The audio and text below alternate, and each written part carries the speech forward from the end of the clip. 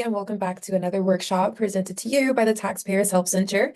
Today's topic of discussion is going to be Follow the Cash, Understanding IRS Audits of Cash-Based Businesses. Now, before we go ahead and jump in, I'm going to go ahead and talk about who we are as a company and how people can support and get involved.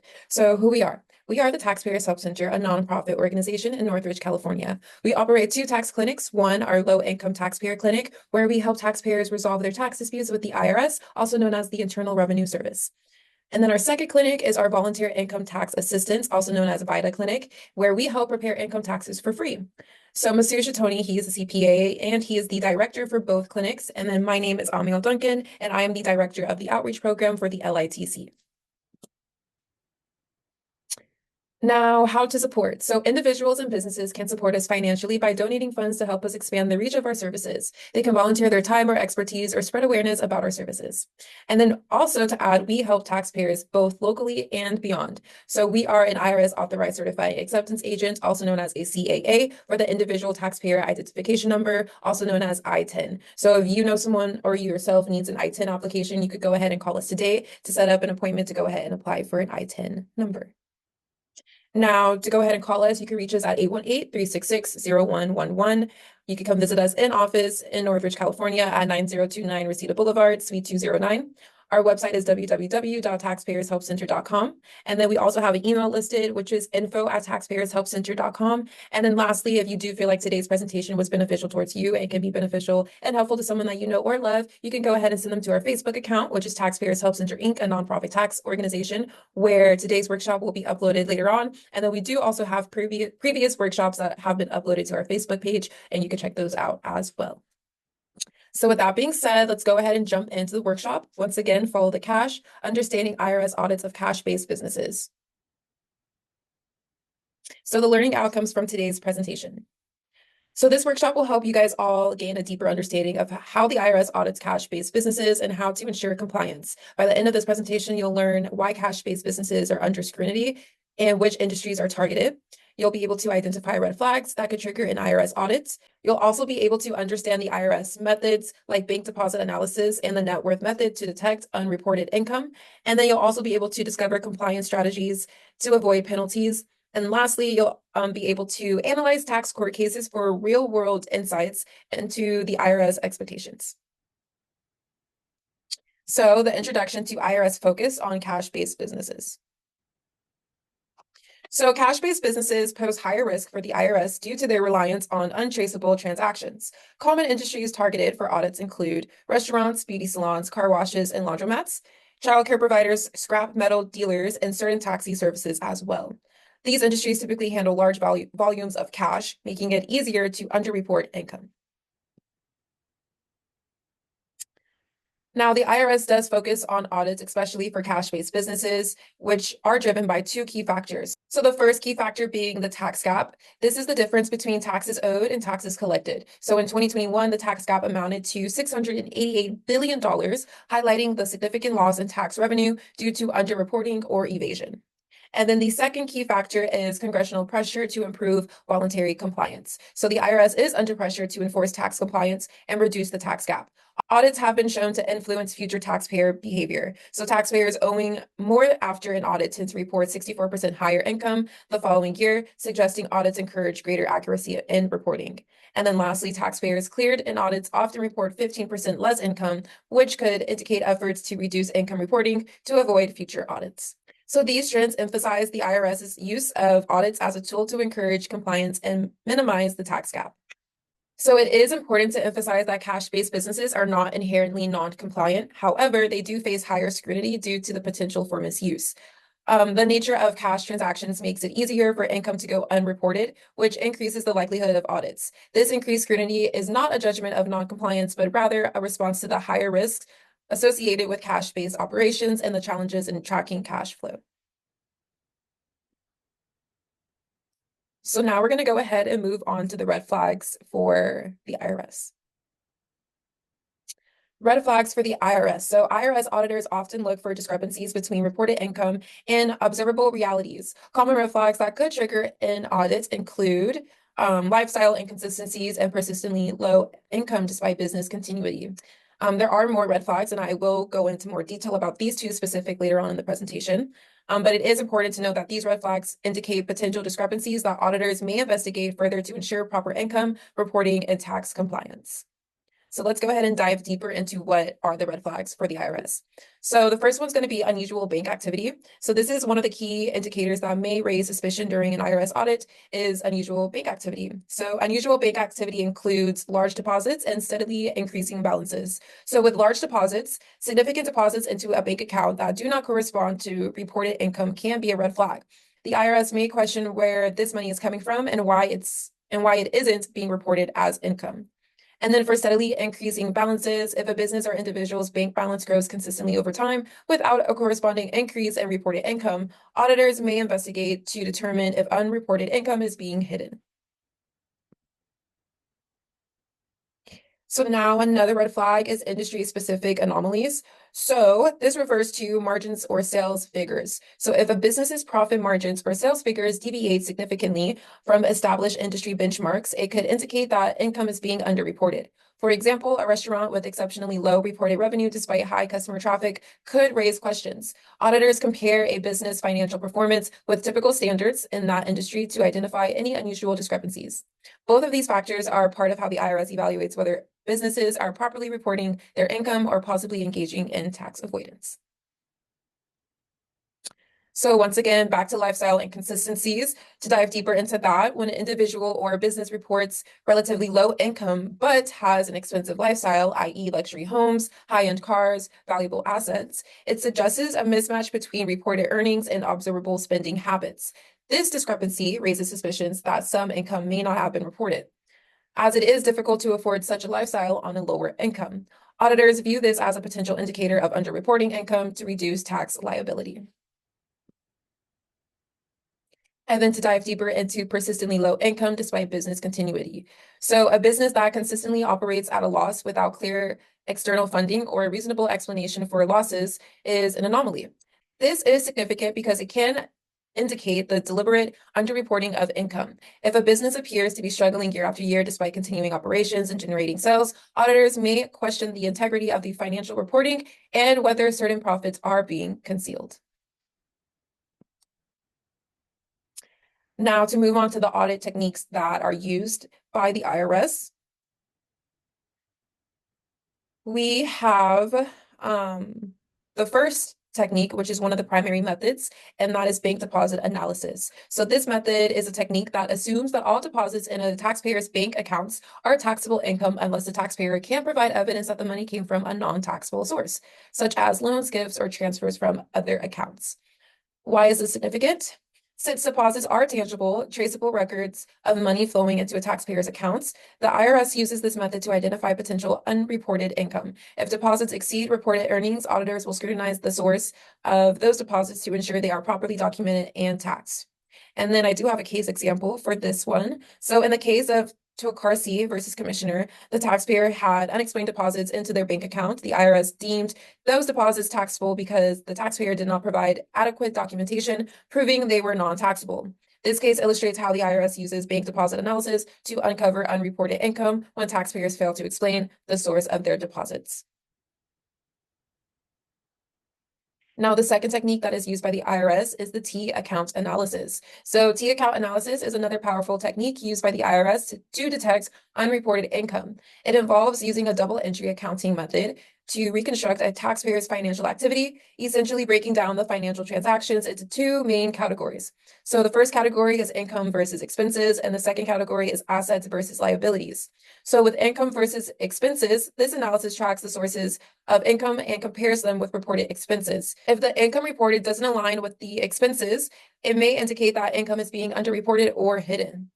And then with assets versus liabilities, this part of the analysis compares the growth of assets with the reported liabilities. If assets increase without a corresponding increase in reported income or liabilities, this may signal unreported income being used to acquire assets. Now, how do T account analysis work? So when using a T account auditors create a detailed record of debits or expenses and credits, also known as your income, to track financial movements. By comparing the expected flow of funds against actual bank deposits and asset purchases, they can identify any unexplained discrepancies. The significance of T account analysis. Any significant discrepancies between income and expenses or between assets and liabilities may indicate that unreported income is being concealed. For example, if a business has high assets but low reported income, it suggests that the business could be hiding income or inflating expenses. And then a key point for the T-count analysis is that this helps the IRS pinpoint gaps or inconsistencies in a taxpayer's financial records, offering a clear path to identifying potential unreported income. By doing this, the IRS can ensure that all income is being properly taxed, reducing tax evasion and non-compliance. And then lastly, we have our third method or technique that is used by the IRS, which is the net worth method. So the net worth method is another key tool that the IRS uses to detect unreported income. It works by analyzing a taxpayer's assets and liabilities over time and tracking the changes in the net worth or in their net worth. So how does it work? The IRS starts by calculating a taxpayer's net worth at the beginning and ending of a specific period, which is usually a year. And the formula is pretty simple. So the formula is net worth equals assets minus liabilities. Then the IRS will look at any increase in net worth over time. A significant unexplained increase in net worth could suggest that the taxpayer has earned income that was not reported. Key points for net worth method is that the assumption behind the net worth method is that any increase in net worth, whether through savings or asset accumulation, must come from earnings, either from reported or unreported income. If the increase in net worth isn't accounted for by declared income or any legitimate sources, the IRS assumes that the increase comes from unreported income.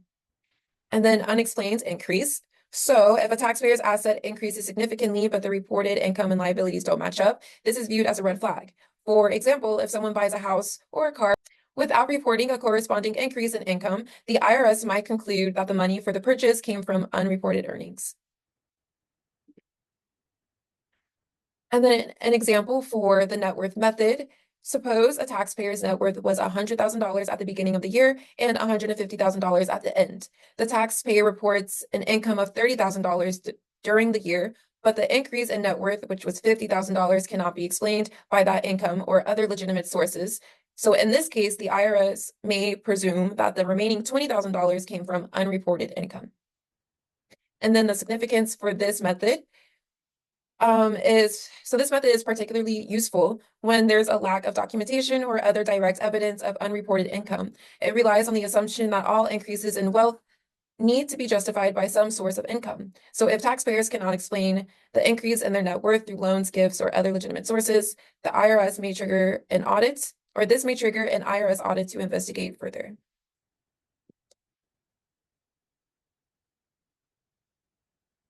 Now, the bank deposit analysis, T account analysis, and net worth method all share a key characteristic. They rely on indirect evidence to identify unreported income. These methods do not directly examine a taxpayer's earnings, but instead focus on financial patterns, discrepancies, and unexplained increases in assets or accounts. So burden of proof on the taxpayer. Indirect evidence. Since these methods don't directly pinpoint the source of income, they place the burden of proof on the taxpayer. If the IRS identifies a discrepancy or unexplained increase in assets or income, it's up to the taxpayer to substantiate their claims and provide evidence that these financial changes were legitimate. So this reliance on indirect evidence means that taxpayers are responsible for explaining and documenting the source of their income and assets, particularly if they are unable to show clear records of the financial activity. The IRS auditors are not required to prove income was underreported directly, but will look for signs that suggest unreported earnings, and it's the taxpayer's responsibility to offer explanations and supporting evidence.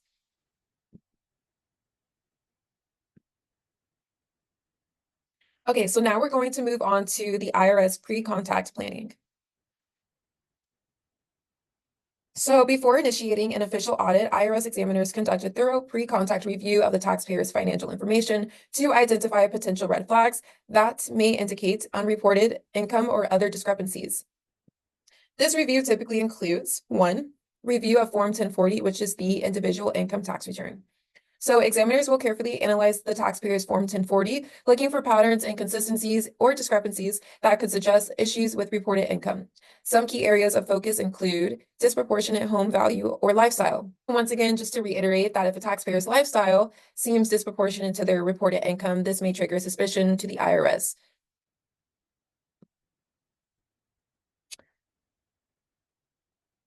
Number of dependents. So examiners will also cross-check the number of dependents reported on the tax return with the reported income. If a taxpayer claims a large number of dependents but does not report enough income to support them, it may raise questions about the accuracy of the reported figures or eligibility for tax credits.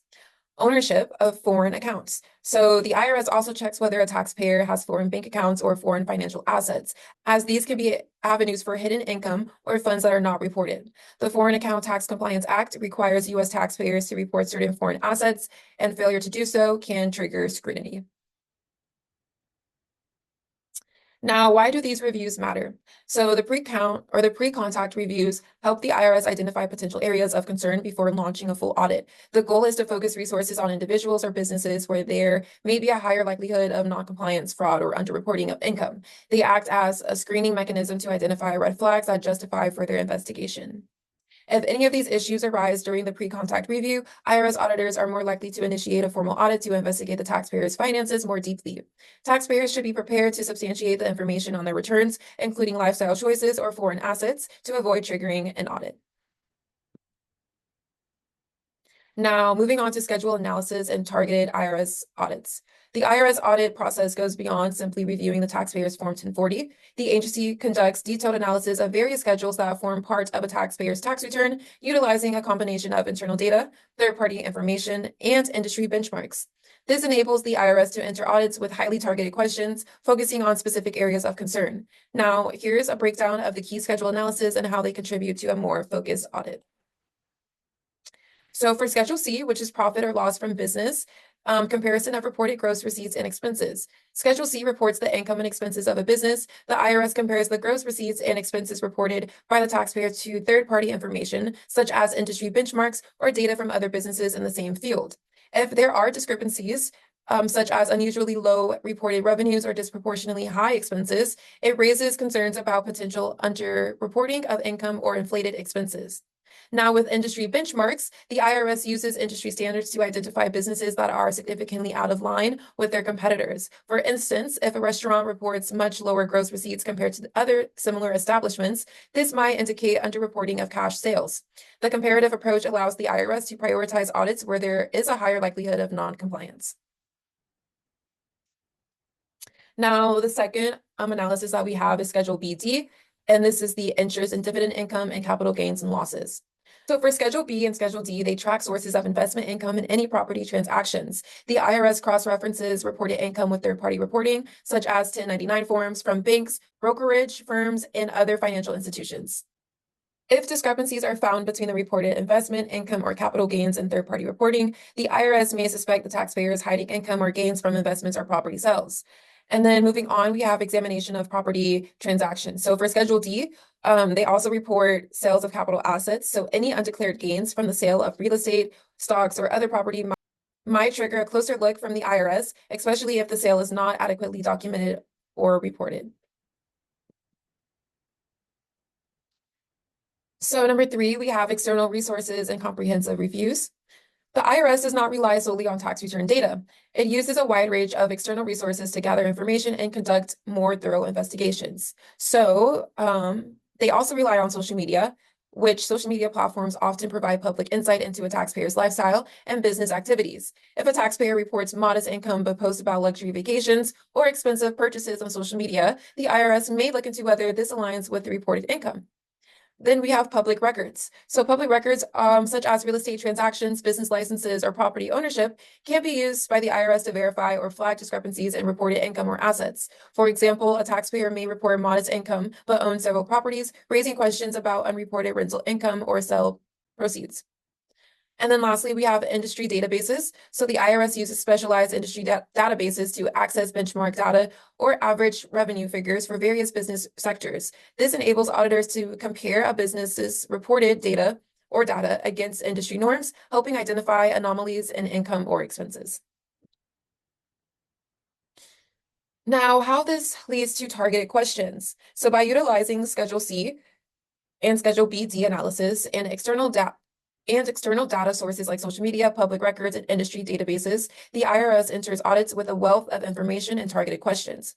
These questions are designed to verify reported income and ensure it matches up with third-party reports, investigate inconsistencies between reported expenses and industry benchmarks, especially in cash-based businesses where income may not be as easily traceable, and probe discrepancies between the taxpayer's reported income and lifestyle, focusing on areas where unexplained wealth or assets may indicate unreported income.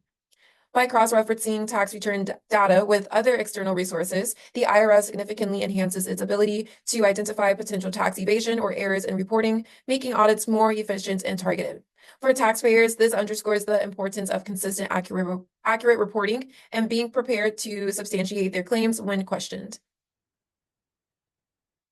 Now, moving on to strategies to stay compliant. So, mitigating audit risk for cash-based businesses. To reduce the likelihood of IRS audit and ensure compliance, cash-based businesses should adopt several best practices. So the first practice that we do have is maintaining accurate records. So this includes accurate record keeping, which is crucial for demonstrating that income and expenses are correctly reported. For cash-based businesses, the IRS is particularly concerned with ensuring that all income is accounted for and that there is no underreporting. Then we have use of accounting software. So implement accounting tools like QuickBooks or Xrow to track income expenses in real time. These platforms can help ensure that all transactions are properly recorded and categorized, providing a clear audit trail. And then we also have retain receipts and invoices. So it's essential to keep all receipts and invoices as well as documentation related to business transactions. These documents serve as proof of business expenses and income, which can help substantiate tax filings.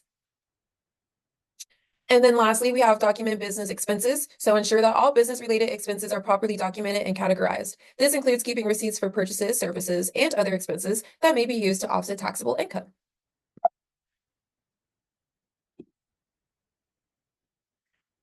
Now, continuing on for best practices, number 2 is going to be record cash transactions properly. So for businesses that handle significant amounts of cash, it's vital to have a consistent process in place for recording daily cash transactions. So you do want to use a cash register or a manual log to record each sale immediately.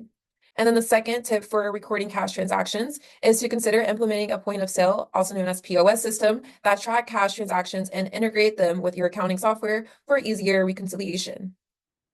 Then the third tip that we do have is to adopt best practices for business and personal finance separation. So keeping your personal and business finances separate to avoid confusion or misreporting of income. Open a dedicated business bank account and ensure that all business transactions are routed through that account. And then avoid using business funds for personal expenses, as this can make it difficult to accurately account for business income and expenses.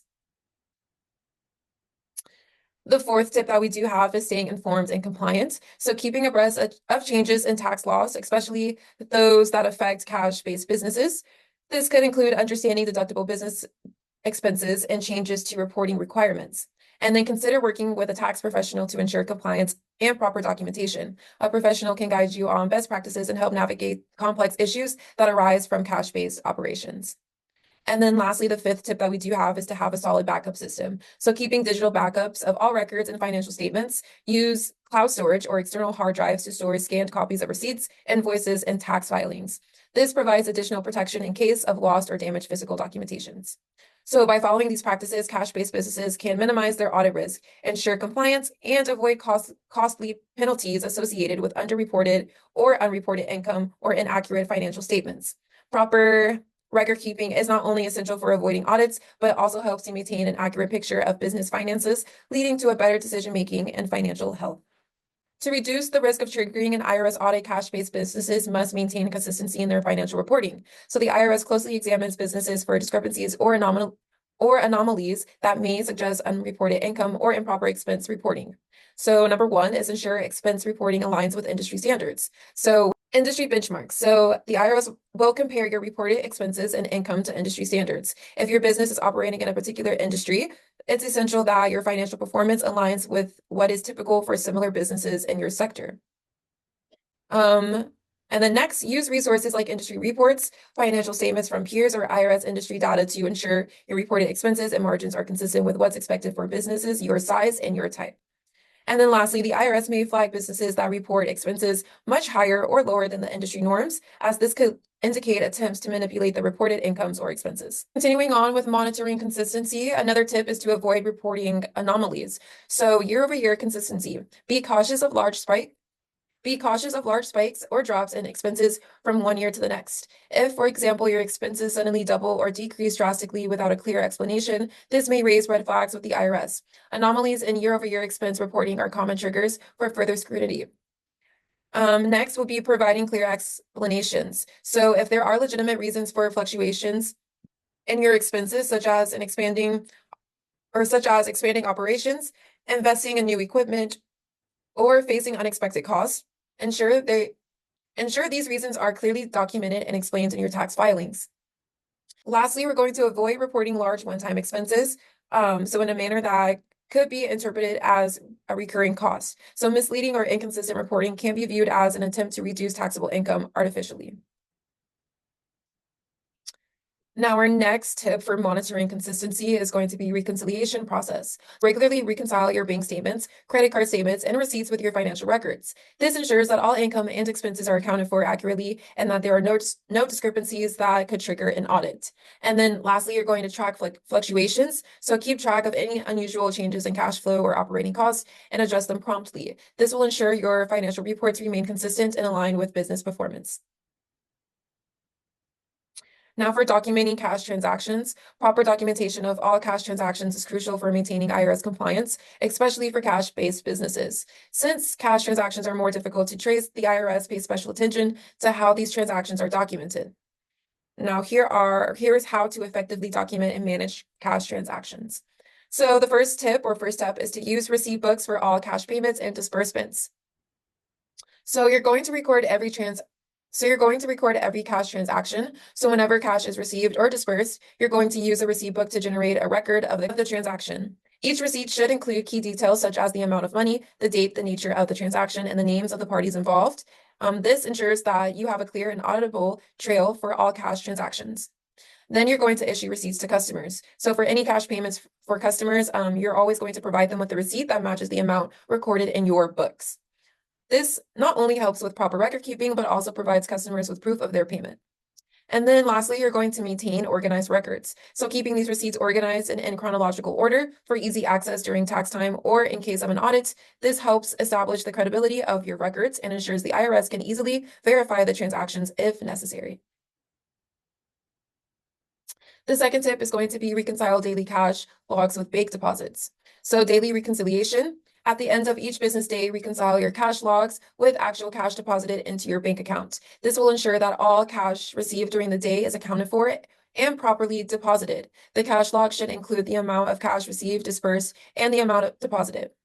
For bank deposit slips, you're going to retain copies of bank deposit slips as proof of cash deposits. Cross-check these slips with your daily cash logs to confirm that all cash reported is being properly deposited and recorded in your accounts. And then lastly, you're going to have consistent practices. So make sure this reconciliation is done daily to prevent discrepancies and potential mistakes. Keeping track of this regularly minimizes the risk of errors and helps ensure that no income goes unreported. Now we have the third tip for cash transactions, which is going to be track cash flow transparently. So accurate financial reporting. Ensure that your cash receipts and disbursements are accurately reflected in your financial reports and tax returns. Avoid the temptation to hide cash income as this is a major red flag for the IRS. And then you're going to include all sources of cash. So whether it's cash from sales, tips, or other income sources, ensure that every penny is documented and included in your financial records. Now, engaging professionals to mitigate audit risk for cash-based businesses. So engaging tax professionals is one of the most effective ways to reduce audit risk and ensure compliance. Tax experts can provide invaluable assistance in preparing for potential audits, reviewing financial records, and ensuring that all necessary documentation is in order. So the first tip, I guess, that we have is preemptive audit preparation. So review financial statements for discrepancies. Tax professionals can thoroughly review your financial statements, bank deposits, and tax returns before submission. They can spot discrepancies that may not be immediately obvious, such as an incorrectly categorized expenses or income that was not reported correctly, as this proactive review helps to catch any mistakes before the IRS sees them. And then for tax filing accuracy, a tax professional will ensure that all of your deductions, credits, and income are correctly reported on your tax returns. They can also advise on any recent tax law changes that may affect your business and recommend ways to maximize legitimate deductions to reduce taxable income. And then the second tip is going to be consultation during audits. So if an audit is triggered, having a tax professional who is familiar with your business can make the process smoother. They can communicate directly with the IRS on your behalf, explaining your financial records and addressing any issues raised by the auditors. Professionals can provide expert guidance during the audit, ensuring that your business is being treated fairly and helping to resolve any misunderstandings that may arise from the complex or ambiguous records. Now, moving on to examples, I do have two examples for you guys today. So the first example is going to be about restaurant business with daily cash sales. So a restaurant owner was facing an audit due to inconsistencies in reported cash receipts. The business maintained daily cash logs, but had not been reconciling them regularly with their bank deposits. After engaging with a tax professional, they implemented a more robust system of daily cash reconciliation and receipt documentation. The tax professional reviewed the business's financial records and identified discrepancies that had led to underreporting. The tax expert helped the business provide detailed explanations of legitimate expenses and corrected reporting methods. As a result, the IRS audit was resolved without penalties, and the restaurant avoided the risk of penalties or further scrutiny. And then our last example is going to be a beauty salon with cash payments. So a beauty salon specializing in cash-only services was audited after the IRS flagged its lifestyle inconsistencies. The salon had not kept adequate records of its cash transactions and lacked the proper documentation for deductions. A tax professional stepped in, helping the business establish a more organized accounting system. They advised the salon owner on how to properly document cash payments, keep accurate receipts, and regularly reconcile with the bank deposits. By making these improvements and providing clear documentation, the salon was able to satisfy the IRS inquiries and avoid further penalties or audit adjustments.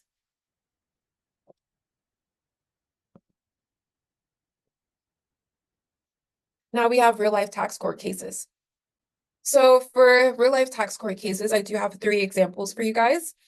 With the first case being Tokarski versus Commissioner. I briefly touched on this earlier in the presentation, but now I will do a deeper dive. So the primary issue was whether unexplained bank deposits should be considered taxable income. The rule. So according to IRS guidelines, all deposits are presumed to be taxable income unless the taxpayer can provide credible evidence of non-taxable sources. For the application, in this case, the taxpayer Tokarski was unable to provide any adequate explanation or documentation to justify the deposits in his bank account were from non-taxable sources. Without sufficient evidence to show that the funds were not income, the IRS treated them as taxable income. So in conclusion, the court sided with the IRS, upholding their decision that the unexplained bank deposits were indeed taxable income. This ruling highlighted the IRS stance on how bank deposit analysis, where taxpayers bear the burden of proving the non-taxable nature of funds deposited into their accounts.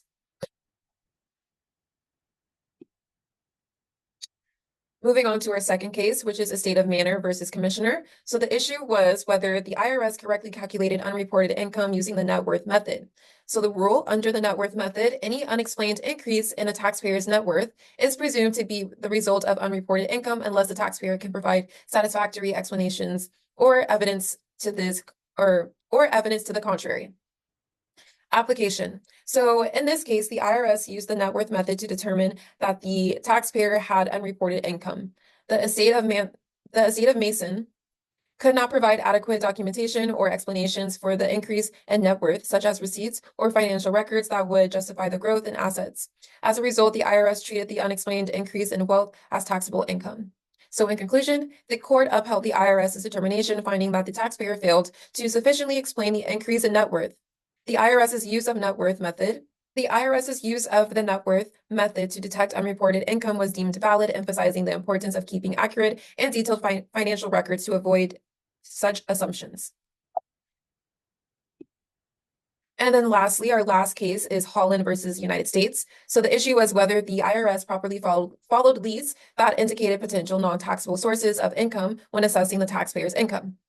The rule. So according to the IRS's guidelines, the IRS is required to investigate reasonable leads that could indicate the income in question may be non-taxable.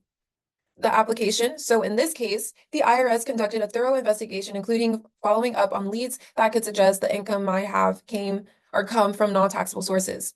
The taxpayer, Holland, did not provide adequate documentation or credible evidence to support the claim that the income was from non-taxable sources. The IRS went beyond merely assuming the deposits were taxable, ensuring they exhausted all reasonable avenues to confirm whether the income might have been legitimate but not taxable. So in conclusion, the court supported the IRS's findings, agreeing that the IRS had met its burden of proving that the income was taxable. This case reinforced the principle that the IRS must investigate possible non-taxable sources of income before concluding that deposits should be considered taxable. It also underscored the taxpayer's responsibility to provide clear and substantiated evidence of non-taxable income. So with that concludes my presentation today. I wanted to say thank you. If you guys have any questions, feel free to ask. Stay connected with us. You can come visit us in office at 9029 Reseda Boulevard, Suite 209 in Northridge, California. You can go ahead and give us a call today at 818-366-0111. You can also check out our website at taxpayershelpcenter.com. Send any questions you have or any inquiries about tax-related problems to info@taxpayershelpcenter.com. And lastly, if you did enjoy today's workshop and you want to review all of the information provided or share this workshop with a loved one, go ahead and check out our Facebook, which is Taxpayers Help Center, Inc., a nonprofit tax organization. So with that, thank you all again and happy holidays. And I look forward to seeing you guys next week with another workshop. Bye.